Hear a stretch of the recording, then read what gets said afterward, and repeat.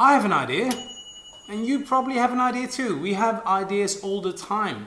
In this video, I want to talk about how to capture ideas. So it's not about whether the idea is a good idea or a bad idea, because there are good ideas, there are also bad ideas. Trust me, I've had many bad ideas. But in this video, I just want to talk about once you have an idea, how do you capture it in a way that gives it a much better chance of success later on.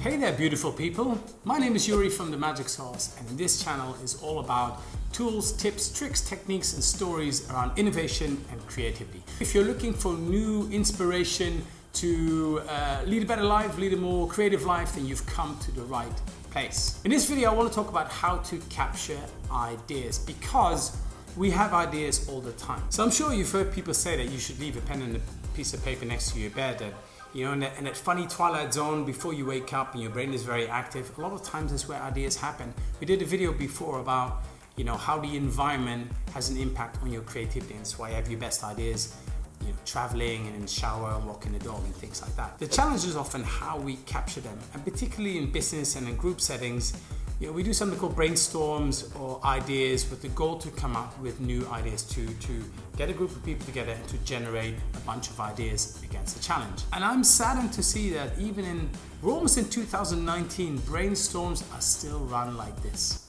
Hey, good morning everybody. Thank you for coming to this brainstorm.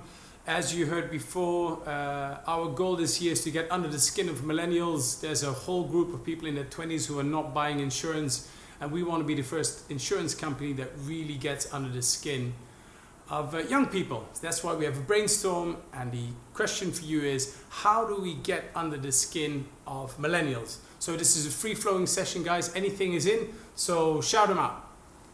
Instagram, okay, cool. Okay, what else can we do? Yes, Charlotte. Celebrity programs. Okay. So where we get endorsements from influencers, celebrities work with us. Okay, so celebrity endorsements. Okay, cool. So celebrities, right? Yes. AI. Okay. What's AI? Chatbot. A chatbot. Okay, cool. So yeah, so using a chatbot. Cool. What else? We just need to spend a lot more time with them. Okay, so spend time with them, right? Spend time with them. Great, fantastic. Give me more ideas. Anything's in, guys. Do you have?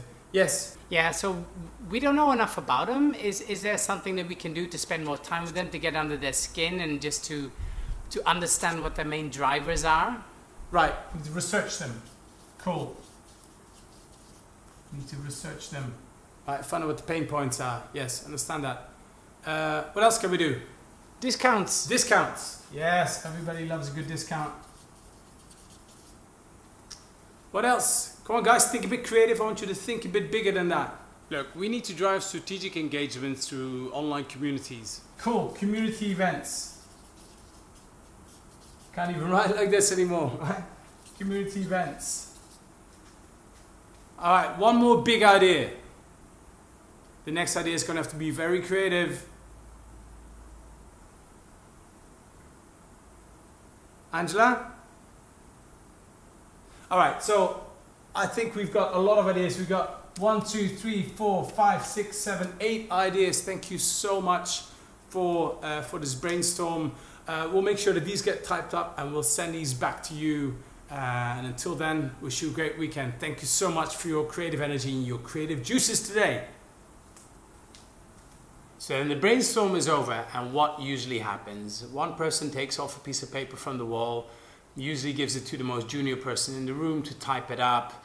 They put it in an Excel sheet. 2 weeks later, you get an email that says, notes from the brainstorm on the millennials, and you're really busy, so you probably put it in a folder that says to be read later, which you then never watch again, or you hit that magic button on your keyboard that says delete. Well, let's have a look at them, right?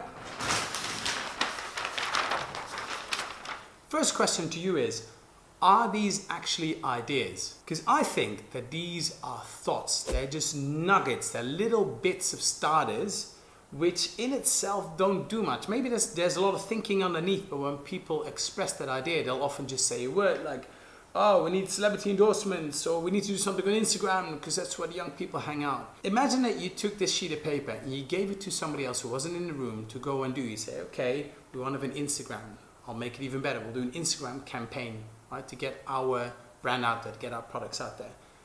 Would somebody know what to do? Not really, right? So this begs for a lot more questions. Now, if you want to do it that way, that is up to you. But let us show you a way to capture ideas which works for us. I just got out of a session yesterday with clients talking about creative ideas for their business.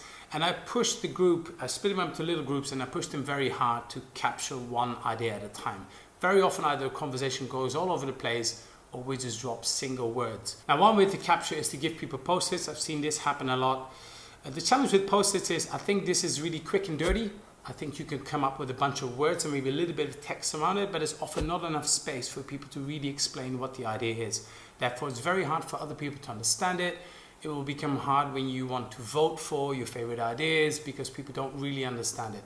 So post-its can be used very early on. I think you need to then quickly take what's on these post-its and flesh them out into something that has a bit more meat to the bone. Let's show you one way how we do it. This is not the ultimate way, something that works for us. There are several templates out there. At a minimum, you could do something like this. I like to take big pieces of paper. Big pieces of paper allow people to describe the idea in more detail. Take a big A3 piece of paper, you can have them printed or not. You know, at a minimum, draw like a T, something like that. Leave a bit more space on this side. Over here, you would then kind of have a name. So what's the name of the idea? We'll get to that in a minute. Here you have describe it, where you add the meat to the bone. What's the idea?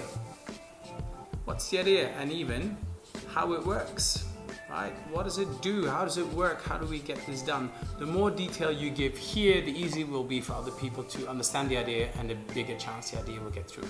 What I'm trying to say is if people don't get the idea, it won't go anywhere. And on this side, I usually write down, draw it. A picture paints 1,000 words. We've talked about this before. This is not an art competition. This is merely something for you to bring it to life more. Because very often when people see an image of something, they kind of get the idea. So they see the words, they see an image, and they go, wow, I kind of understand what that idea is all about.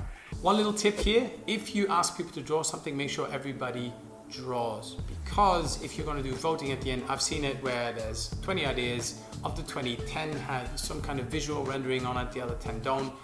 There's a much bigger chance people will pick the idea with the visuals on it. If you're really uncomfortable about drawing stuff out, you can bring in a visualizer or an illustrator to help you bring these ideas to life. But at a minimum, this is kind of how we would capture ideas. Now, I just roughly drew this on a piece of paper. You can have these printed as well, right? I mean, we have a printed version of that here. It's up to you. I like to often use kind of handwritten stuff because it allows people to create more. I think when you give people boxes, it can put people into a bit of a... Anyway, rough and ready if you don't have anything else. You don't have to print them, you can draw them up like I just did. But first we need to build an idea because like we said, the ideas on a piece of paper are thoughts, they're not actually ideas yet. So without writing anything down, put the pens away. You ask people, okay, so let's say chatbot. What's that like? What's the idea behind it? How does that work? You can talk about it, say, okay, well, it's a chatbot because everybody's on their mobile devices. It's a chatbot maybe in Facebook or maybe in other social platforms that raise awareness around why insurance is important. You know, when you go on a trip to Thailand and something happens, you're not insured for that. That will land you into a lot of trouble. Okay, so how would that work then? So does it just pop up, or is it a page? No, it's like a pop-up kind of a push notification. It's an ad that pops up. Okay, well, what could that ad say? Well, the ad could say, have you thought about insurance yet? Or planning a trip somewhere, and somebody says, yes, I am. And then it says, okay, have you thought about travel insurance? And actually, travel insurance isn't as much as you think it is, and blah, blah, blah, blah. So you talk about the idea. If you're the facilitator, remember, each session, one facilitator, other people are participants, you ask questions and you elicit some of the answers. And that way, you've taken the word chatbot and you're building it into an idea. how does it work, what does it do, where do we post it, how do we get it out there, when do we do it, etc, etc. That way you're giving the idea a lot more meat to the bone.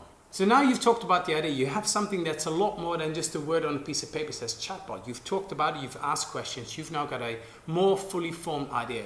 Now it's time to pick up that pen and capture it. We'll start with describing the idea, or maybe even draw it out, right? So the idea was, develop a chatbot.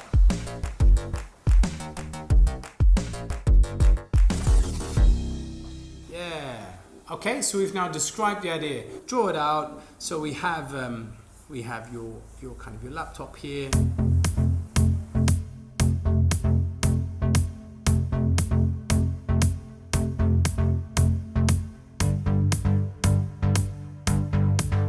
Okay, so this is an idea, we kind of capture it, it kind of pops up over here on your screen. There we go, yeah. There's a chatbot and asks you questions and gets an understanding about what these people are looking for. So now you've captured the idea, the last thing you do, I call it naming the baby, give it a name. And this does not have to be the product name or the actual name you're going to take forward in the business or in your company. It's just a name for the idea. So let's give it a simple name, let's just call it chatbot for social media. It doesn't matter what it is, but I bet you, after watching this video, I'll ask you next time, what was the idea chatbot for social media? You can probably tell me what it was. So that was a simple way to capture it. You describe the idea, you draw it out, picture paints 1,000 words, and finally you give it a name. Now once you've done that, this paper goes away, on to the next one. Put the pen away again. There's a tendency to start writing right away. Just talk about the idea first. Researching them. Well, tell me more. What was that all about? Well, we found out that all the customer data we have and again, once you have a fully formed idea, you pick up the pen again, somebody says, I'm going to write that down. You describe the idea, you draw it out, little stick man, little arrows, write words around it, you bring it to life, and finally you give it a name. Now this way, by the time you finish your session, you'll have 10, 20, maybe more sheets of paper.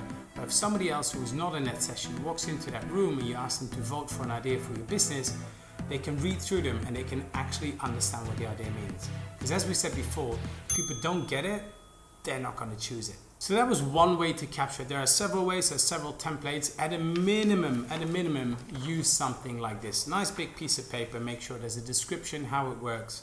Get people to draw it out and give it a title. You can add details if you feel that's necessary. So things like, what are the key benefits? Or maybe the first 3 steps, the first 3 actions that you need to do to make sure that you can do something with this idea. If it's a marketing idea, maybe sometimes there's channels. Like through what channels are we going to launch this idea? So there's several templates you can use. I'm going to add a link below in the description to my friend Thomas Bay, who has a nice little 1-page memo, as he calls it, which is a great way to pitch ideas, but you can also use that to flesh out an idea when you're having your brainstorms. Yes, I am Thomas Bay, and yes, I created the 1-page pitch. Whether I work with a CEO or a startup, I pull out the 1-page pitch, I go through the 5 steps to help them structure and present their idea best possible. Now, if it works for them, maybe it will work for you too. Check it out. Back to you, Yuri. Boom. Thank you very much, Thomas. I will make sure the link is below in the description for you to use. So, assuming you have a challenge, ask people for a brainstorm, and rather than just capturing a bunch of ideas, somebody throws something out, you build it first, you nurture it together until you have a fully formed idea, you capture it. Once you've captured it, you put that away, put the pens away and say, okay, what else could we do? The next one comes up, you do the same thing. You nurture it, you build it, and you capture it. That way you'll come up with something that is well captured, and you're giving these ideas a much bigger chance of actually going somewhere. I hope you enjoyed this video. If you have, click that subscribe button below. Share this video with somebody who needs to see it, and give it a go in your next sessions, because there's so many brainstorms that are being done that don't lead to anything. And I would hate for you smart, handsome, beautiful people, to be wasting your time. So go forth, be creative.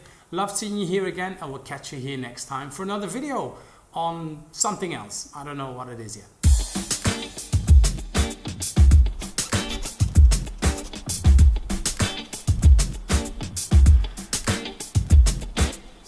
comfortable. Thank you, G, for letting me, well, you don't know until you watch this video.